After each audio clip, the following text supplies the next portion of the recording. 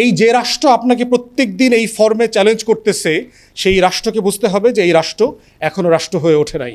সে আমার আপনার ভাষায় কথা বলছে না, সে আমাকে আপনাকে কেন্দ্রে রেখে এই রাষ্ট্রটাকে সাজানোর কোনো লড়াই সে করছে না বলে কি হচ্ছে, প্রত্যেক দিন প্রত্যেক 6 মাস 3 মাস পরে দেখবেন বড় বড় ঘটনা ঘটবে, আমাকে আপনাকে লড়াই করতে হচ্ছে।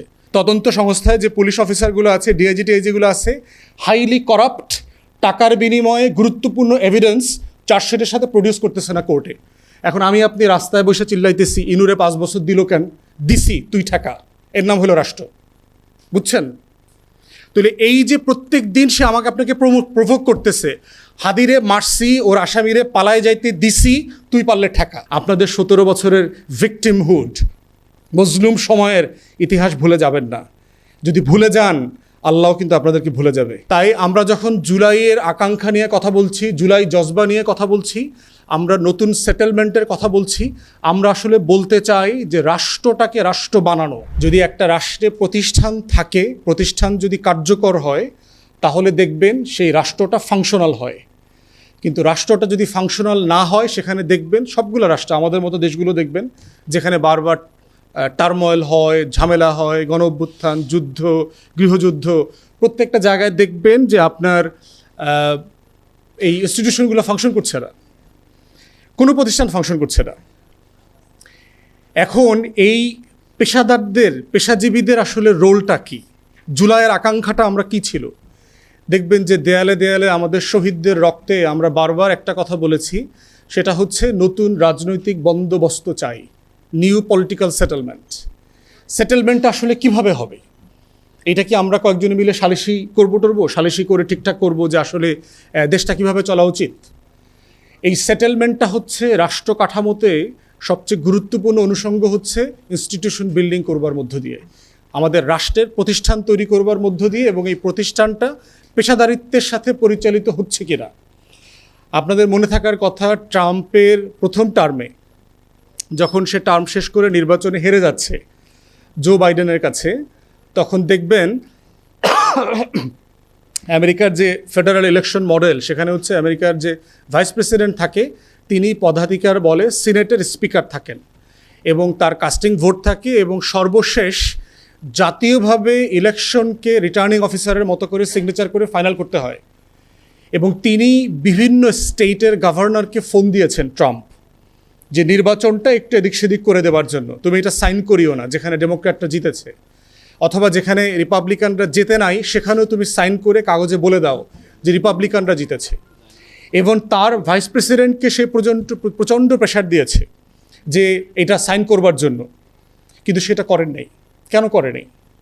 তিনি দেখেন যে আপনার বাইবেল নিয়ে ওয়াশিংটন ডিসিতে সাংবাদিকদেরকে দেখাচ্ছে, গত টার্মের কথা বলছি, যে এইটা মোতাবেক দেশ চলবে, এবং তিনি স্পেশাল প্যারামিলিটারি ফোর্স ডিপ্লয় করলেন তার বিরুদ্ধে যারা রাজনীতি করছে, গণতন্ত্রের জন্য স্লোগান দিচ্ছে, বিভিন্ন জায়গায় মিছিল মিটিং করছে, তাদেরকে দমন করবার জন্য। এবং সেই প্যারামিলিটারি ফোর্স তার কথা শুনতে অমান্য করেছে। এবং আপনারা দেখেছেন যে ইরান যুদ্ধের সময় সে ডজন ডজন জেনারেল বিভিন্ন ফোর্সের তাদেরকে সে ডিসমিস করেছেন, কারণ তারা তার কথা শুনছেন না, অথবা তারা যেই পরামর্শ দিচ্ছেন ওয়ার প্ল্যান ইরানের সাথে, এই প্ল্যান তার সাথে মিলছে না।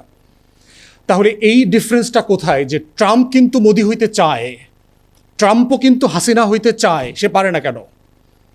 আবার হাসিনা কেন হাসিনা হয়ে ওঠে, মোদি কেন মোদি হয়ে উঠছে? পার্থক্যটা কোথায়? আপনি যখন ইনস্টিটিউশন বিল্ড করবেন, কোনো ব্যক্তি চাইলেও হাসিনা মোদি হয়ে উঠতে পারবে না, চাইলেই সম্ভব না, প্র্যাকটিক্যাল না। ইমরান খান দেখেন, একটা ফ্রডুলেন্ট ইলেকশনে তাকে হারিয়ে তার আর্মড ফোর্সেস জেলে ঢুকায় রাখছে, তার পুরো পার্টিটাকে খায় ফেলছে সেনাবাহিনী। যে সেনাবাহিনীর ব্যাপারে ইমরান খানের খুব একটা মজার কথা আছে, যে they won every election but lost every war, যে তারা প্রত্যেকটা নির্বাচনে যেতে কিন্তু প্রত্যেকটা যুদ্ধে হেরে যায়। এই বাংলাদেশের 71-এর যুদ্ধ, আগের বিভিন্ন ইন্ডিয়ার সাথে স্কারমিশেসের কথা বলেছে আর কি। তাহলে তার ফাংশনটা কি আসলে? তো একইভাবে দেখেন যে আমাদের জুলাইয়ের আকাঙ্ক্ষাতে আমরা যখন পলিটিক্যাল সেটেলমেন্টের আলাপ করেছি, প্রফেসর ইউনূস সাহেব এবং তার সরকার কিন্তু এই কাজটা করবার চেষ্টা করেছে, যে দেখবেন প্রথমে 6টা 3টা 4টা 11টা করে 15টা কমিশন হয়েছে। কমিশনগুলো আসলে কি কাজ করেছে? রাষ্ট্রের ইনস্টিটিউশনগুলো কিভাবে ফাংশন করা উচিত সেই মর্মে তারা সুচিন্তিত মতামত দিয়েছে। পার্টিকুলারলি সংবিধান রিলেটেড সবচেয়ে গুরুত্বপূর্ণ 6টা কমিশন নিয়ে তিনি আবার ঐকমত্য কমিশন করলেন, যেই কমিশনে আমরা সকল দল, গুরুত্বপূর্ণ দলের প্রতিনিধিরা নিয়মিত অংশগ্রহণ করেছি, আমাদের মতামত দিয়েছি, যেটার ভিত্তিতেই মূলত জুলাই জাতীয় সনদ এবং আপনার গণভোটের কোয়েশ্চেন, ম্যান্ডেট, রেফারেন্ডাম সব কিছু হয়েছে। তাহলে এই আকাঙ্ক্ষাটা কোথায় ছিল? এই আকাঙ্ক্ষাটা ছিল এইখানে, যেটা আমাদেরকে বারবার যেন রাস্তায় নামতে না হয়। আপনি দেখেন যে এখনও এই যে আমি কালকে সিলেটে যাব, মহাসমাবেশ আছে, আপনারা জানেন, খুবই অপ্রয়োজনীয় কাজ। 2026 সালে হাজার হাজার মানুষকে গ্রামগঞ্জ থেকে বাসে, ট্রাকে আইনা বর্ষাকালে এক জায়গায় জমায়েত কইরা হাটের মতো, এরপর তাদেরকে ওয়াজ মাহফিলের মতো ওয়াজ করা, এটা 2026 সালের সাথে যায় না। সিম্পলি একটা ইমপ্র্যাকটিক্যাল জায়গা। এবং এই জন্য দেখবেন শহরে বড় বড় দলগুলো 10,000 20,000 লোক কিন্তু ভলান্টারিলি অর্গানাইজ করতে পারে না। সব দলের কথা বলছি, বিএনপি, জামাত, সবার কথা বলছি। সে চাইলেই 10,000 লোক একসাথে করতে পারবে না। তাকে ঢাকার বাইরে থেকে বাস ভৈরা লোক আনতে হবে। কেন আনতে হবে? কারণ সমাজ 60-এর দশকের মডেলের প্রতিবাদ, অর্গানাইজেশন, অ্যাসেম্বলির এই ভাষার সাথে এখন আর একমত না। এইখানে আসবেন, আপনারা যারা এখানে আসছেন, আপনাদেরকে মিছিলে ডাকলে আপনারা যাবেন না, কারণ আপনারা এই প্রসেসের সাথে একমত না। তাহলে এখন আমাকে মিছিলটা কেন করতে হচ্ছে? আমার ইনস্টিটিউশন বিল্ড হয় নাই বলে। আমার যে দাবি দাওয়াগুলো আছে, এই দাবি দাওয়াগুলো যাদের যেভাবে মান্য করবার কথা ছিল, তারা ঠিক তার বিপরীত কাজগুলো প্রতিনিয়ত করে আমাকে প্রভোগ করতেছে। আমি কর্মু, তুই পারলে ঠেকা। সরকারগুলো কি করছে? প্রতিদিন সে আমাকে বলছে যে আমি করতেছি, তুই পারলে ঠেকা। আমি আমার গ্রামের নাম আমার বোন নামে কর্মু, তুই পারলে ঠেকা। আমার ইউনিয়নের নাম আমার দুই পোলার নামে কর্মু, তুই পারলে ঠেকাইস। প্রধানমন্ত্রী আমার বন্ধু, বাল্যবন্ধু, পারলে ঠেকা। মানে এই চ্যালেঞ্জটাই তো দিচ্ছে সে আমাকে। বিচার করবো না, তদন্ত সংস্থা আইসিটির যেই বিচারগুলোতে আপনার গুরুত্বপূর্ণ ভিডিও, টেলিফোন কনভারসেশন আছে, তদন্ত কর্মকর্তাদের 2-4টা খুবই মানে ক্রিমিনাল টাইপের, যেগুলো এখন নব্য বিএনপি সাথে 5th রেজিমেন্ট বলি আর কি। ওই যে 16 ডিসেম্বরের রেজিমেন্টের কথা মনে আছে না? 16 তারিখের পর সব মুক্তিযোদ্ধা হয়েছে, 5 তারিখের পর দেখবেন সব বাংলাদেশে এখন বিএনপি হয়ে গেছে। বিএনপি ময় বাংলাদেশ, সবাই বিএনপি করে। কেমনি বিএনপি করেন? বলে ভাই আমার তালইর ঘরের নাতির মানে পৌমিত্রকে তার বেয়াই বিয়ে করছে, যার বাড়ি বগুড়া। তো বলে যে এটা কেমনি হইলো? মানে আত্মীয় তো মিলানো যাইতেছে না। ওই যে ফেরাউনের নানির নামের মতো। ভালো, দিনাজপুরে জন্মাইছিল, সফর করে ফেরি আসছে, ওই মহিলার ঘরে যে হয়েছে তার বিয়ে দিছে বগুড়া। সো আমি বিএনপি করি। মানে আপনাকে পুরো চিত্রটা কানেক্ট করে দিচ্ছে যে আমাকে এখন সামহাও বিএনপি হইতে হবে। এবং এইটা বেচে তদন্ত সংস্থায় যে পুলিশ অফিসারগুলো আছে, ডিআইজি টিআইজিগুলো আছে, হাইলি করাপ্ট, টাকার বিনিময়ে গুরুত্বপূর্ণ এভিডেন্স চার্জশিটের সাথে প্রডিউস করতেছে না কোর্টে। এখন আমি আপনি রাস্তায় বসে চিল্লাইতেছি, ইনুরে 5 বছর দিল কেন? দিছি, তুই ঠেকা। এর নাম হলো রাষ্ট্র। বুঝছেন? তাহলে এই যে প্রত্যেক দিন সে আমাকে আপনাকে প্রভোগ করতেছে, হাদিরে মারছি, ওর আসামিরে পালায় যাইতে দিছি, তুই পারলে ঠেকা। বিজিবি যার দায়িত্ব ছিল সীমান্ত থেকে যেন কেউ পালাইতে না পারে, বিজিবির ডিজেকে এখনও ডিসমিস করেন নাই কেন? রাষ্ট্রের দায়িত্ব কি? একটা দায়িত্ব দেওয়া হয়েছে এই সীমান্ত থেকে যেন কেউ পালাইতে না পারে। তো সেই পালানোর সুযোগ কে করে দিয়েছে? যদি ডিজি নাও জানতো, তাকে তো রেসপন্সিবিলিটি নিতে হবে। ডিজিকে ডিসমিস করেন নাই কেন? রেসপন্সিবিলিটি কার ছিল? যেন সীমান্ত থেকে কেউ এখানে মোমেনশাহীর গারো পাহাড় দিয়ে মেঘালয়ে পালাইতে না পারে, ঠেকাইতে পারলেন না কেন? তাহলে আমার ইনস্টিটিউশন ফাংশন করছে না। আমার সেনাবাহিনীর, আর্মড ফোর্সেস, পুলিশ, গোয়েন্দা সংস্থা কোনো কিছু রাষ্ট্রের পক্ষে দাঁড়াচ্ছে না। বিচারিক প্রক্রিয়াতে যতভাবে বাধা দেয়া যায়, সংস্কার প্রসেসে যতভাবে বাধা দেয়া যায়, তার প্রত্যেকটা করছে এই ফোর্সগুলো। তাহলে এই রাষ্ট্র তো আসলে রাষ্ট্র নয়, এই রাষ্ট্রের ভিতরে সেগমেন্ট আছে। এই রাষ্ট্রের ভিতরে দেখবেন আমলাদের রাষ্ট্র আছে। এখানে এটা একটা আমলাদের বাংলাদেশ আছে, এখানে একটা সামরিক বাহিনীর বাংলাদেশ আছে, এখানে একটা পুলিশ বাহিনীর বাংলাদেশ আছে, এখানে আপনাদের এই কৃষিবিদদের একটা বাংলাদেশ আছে, ডাক্তারদের একটা বাংলাদেশ আছে, ইঞ্জিনিয়ারদের একটা বাংলাদেশ আছে। কিন্তু এই বাংলাদেশটা তো পিপলস রিপাবলিক অফ বাংলাদেশ না, যেটার জন্য মানুষ রক্ত দিয়ে যুদ্ধ করে দেশ বানাইছে। উই দ্য পিপল বলে দেওয়া ছিল। সেখানে তো বলা ছিল না যে এইখানে সরকারি কর্মকর্তা কর্মচারীদের আলাদা হাসপাতাল হবে, এইখানে ওই সামরিক বাহিনীর সদস্যদের আলাদা হাসপাতাল হবে, ঢাকা বিশ্ববিদ্যালয়ের পোলাপানের ট্রিটমেন্টের জন্য আলাদা হাসপাতাল থাকবে, আলাদা বাস থাকবে, সরকারি কর্মকর্তা কর্মচারীদের জন্য সেগুনবাগ থেকে আলাদা বাস যাবে, সরকারি ফার্স্ট ক্লাস অফিসারদেরকে 50 লাখ টাকা দিব সে যেন প্রাইভেট কার কিনতে পারে, কিন্তু আমার পাবলিক ট্রান্সপোর্ট হবে না, করবো না, তুই পারলে ঠেকা। তো এই প্রত্যেক দিন আমার রাষ্ট্র কী করছে, আমাকে চ্যালেঞ্জ করতেছে যে আপনি যদি একটা পাবলিক ট্রান্সপোর্ট সিস্টেম করতেন তাহলে তো ঢাকা বিশ্ববিদ্যালয়ের পোলাপানকে আপনার বাস দেওয়া লাগতো না, সেগুনবাগিচার সরকারি কর্মকর্তা কর্মচারীদের জন্য আপনাকে আলাদা বাস দেওয়া লাগতো না। আপনি পাবলিক ট্রান্সপোর্ট করছেন না কেন? করবো না, তুই পারলে ঠেকা। এই হলো রাষ্ট্র। তাহলে এই রাষ্ট্রগুলো কেন হচ্ছে, এই রাষ্ট্রগুলো ফাংশন করছে না কেন? কারণ তার সিম্পলি কোনো ইনস্টিটিউশন নাই, কোনো ইনস্টিটিউশন ফাংশনাল না। আমি বাংলাদেশের প্রত্যেকটা সরকারি ইনস্টিটিউশন নিয়ে ডিটেল লেখাপড়া করেছি, প্রত্যেকটা ইনস্টিটিউশন। আমাদের 60-এর মতো মন্ত্রণালয় আছে, অধিদপ্তর হাবিজাবি এগুলো মিলাই দিলে 85-90টা আছে। এর 10 ভাগের 1 ভাগ এই রাষ্ট্রের প্রয়োজন নাই রাষ্ট্রকে সার্ভ করবার। আমার ইকোনমির সাইজ কত দেখেন, বলা হচ্ছে $500 বিলিয়ন ছাড়াইছে। টেকনিক্যালি এটা 250 থেকে 300 বিলিয়ন ডলারের বেশি হবে না। আপনারা আওয়ামী লীগের আমলের যে ডেটা ম্যানিপুলেশন আছেন, পরিসংখ্যান ব্যুরো থেকে শুরু করে সব জায়গার ম্যানিপুলেশন পড়েন, অর্থনীতিবিদদের সাথে কথা বলেন, $300 বিলিয়ন বেশি এটা হওয়ার কথা না, সিম্পলি প্র্যাকটিক্যাল না। কারণ এটা সিম্পলি আপনি দেখবেন জিডিপির গ্রোথ আর ইনফ্লেশন অ্যাডজাস্ট করে না। আমার গ্রোথ তো প্রতি বছর মাইনাস। আমার যদি ইনফ্লেশন 15% হয়, রিয়েল ইনফ্লেশন, রিয়েল টাইমে বলছি 15-20% হয়, আমার গ্রোথ তো 6-7%-এর বেশি কখনো হয় নাই। তাহলে আপনার তো আমার তো টোটাল ডেভেলপমেন্ট মাইনাস, ঋণাত্মক ডেভেলপমেন্ট হয়েছে। তাহলে আমার জিডিপির সাইজ বাড়লো কীভাবে, কোত্থেকে বাড়লো? জিডিপি এইরকমই দেখামো আমি, তুই পারলে ঠেকা। রাষ্ট্র আমাকে আপনাকে বলছে আমি ইনফ্লেশন এমনিই রাখবো, তুই পারলে ঠেকা। আমি জিডিপির গ্রোথ এমনিই দেখাবো, তুই পারলে ঠেকা। এই যে রাষ্ট্র আপনাকে প্রত্যেক দিন এই ফর্মে চ্যালেঞ্জ করতেছে, সেই রাষ্ট্রকে বুঝতে হবে যে এই রাষ্ট্র এখনও রাষ্ট্র হয়ে ওঠে নাই। সে আমার আপনার ভাষায় কথা বলছে না, সে আমাকে আপনাকে কেন্দ্রে রেখে এই রাষ্ট্রটাকে সাজানোর কোনো লড়াই সে করছে না বলে কি হচ্ছে, প্রত্যেক দিন প্রত্যেক 6 মাস 3 মাস পরে দেখবেন বড় বড় ঘটনা ঘটবে, আমাকে আপনাকে লড়াই করতে হচ্ছে। সোনার বাংলায় দেখেন প্রবলেম। আমি আমলাদের সাথে, উপদেষ্টা মন্ত্রীদের সাথে বহুদিন বসছি, আমি তাদেরকে বলেছি, ইভেন কারেন্ট পিএমের স্টাফদেরকে পর্যন্ত বলেছি যে বাংলাদেশে ক্রাইসিসের একটা ক্যালেন্ডার করেন। সারা বছর কি ক্রাইসিস হবে এইটা আপনি আপনার বেডরুমে বসে বইলা দিতে পারবেন। ভাই বর্ষা আসলে শান্তিনগর, পল্টন যে মহাসমুদ্র হবে, এইটার জন্য কি আপনার রকেট সায়েন্টিস্ট হওয়ার দরকার আছে? ঢাকা শহর যে ডুইবা যাইব, চট্টগ্রাম যে ডুইবা যাইব, সিলেট যে ডুইবা যাইব, এইটা তো গত 60 বছরের এক্সাম্পল দেখলে আপনি বুঝবেন। আমার জিওগ্রাফির ম্যাপ আছে তো, কোথায় ফ্ল্যাড হয়, কোথায় বন্যা হয়, কোথায় ঘূর্ণিঝড় হচ্ছে, total satellite data available.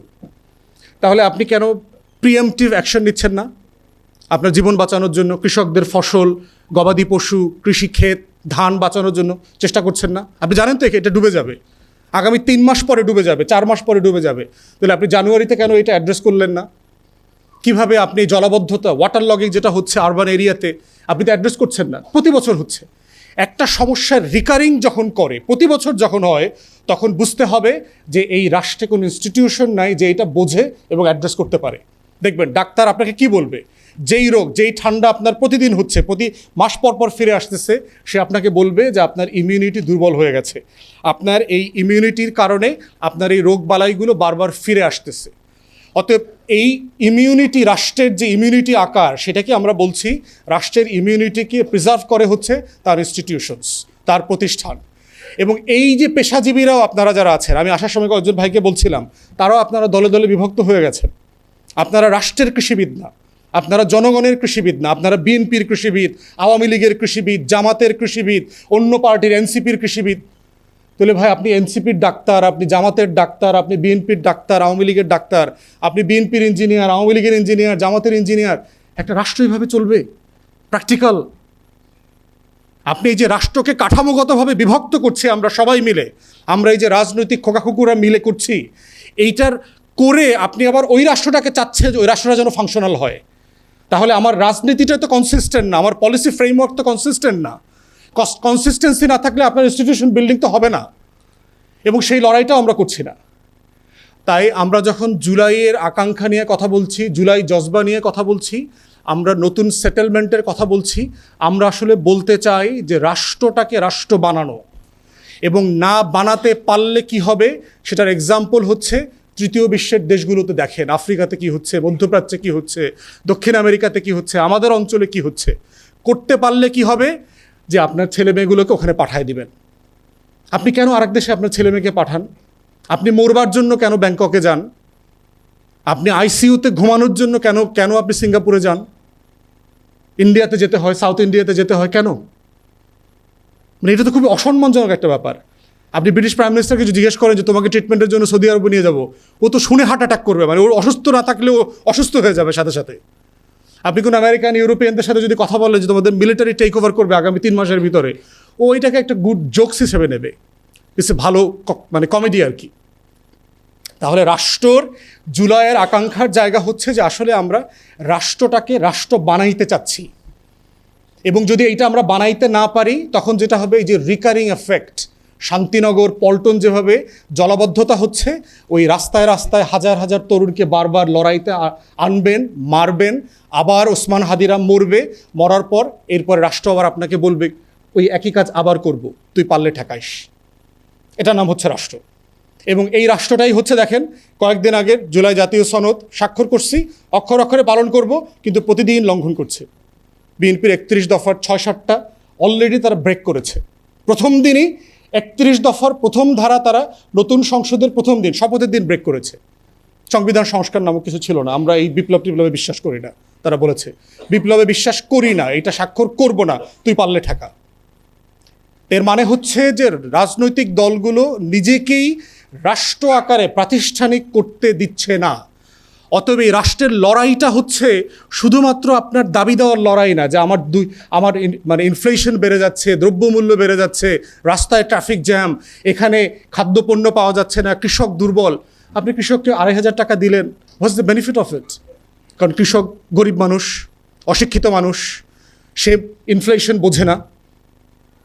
What a fraud to our poor farmers. আপনি 2,500 টাকা দিলেন, দেওয়ার পরে আপনি গ্যাসের দাম বাড়াইলেন, বিদ্যুতের দাম 2বার বাড়াইলেন, ডিজেলের দাম বাড়াইলেন, সেচের খরচ বাড়াইলেন, ট্রান্সপোর্ট কস্ট বাড়াইলেন। এরপরে আপনার কারণ বাজারে এই জিনিস সে ফরিয়াদের কারণে, ফরিয়াদ দৌরাত্ম্যর কারণে সে অরিজিনাল প্রাইসটা পাবে না। তাহলে ওই 2,500 টাকা কি আসে আসলে? আপনি যে গরিব ফ্যামিলি, গরিব মানুষটাকে করাইলের বস্তিতে 2,500 টাকা দিলেন, রাষ্ট্র তো ফ্রড করছে। কারণ এই গরিব মানুষগুলো যারা কাজের বুয়া ম্যানুয়াল ওয়ার্ক করেন, সে তো ইনফ্লেশন বুঝতেছে না, সে তো 2,500 টাকাকে মনে করতেছে একটা সলিড জিনিস। কিন্তু এটা তো ট্যাঞ্জিবল নোটস, এটা তো কোনো সলিড ভ্যালু নাই তো, এটা ইটস এ ফ্রডুলেন্ট অ্যামাউন্ট।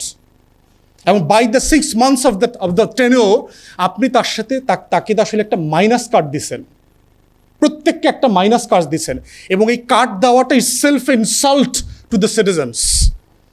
আপনি তাকে প্রপার ন্যায্য মূল্যে জীবনযাপন করতে দিচ্ছেন না।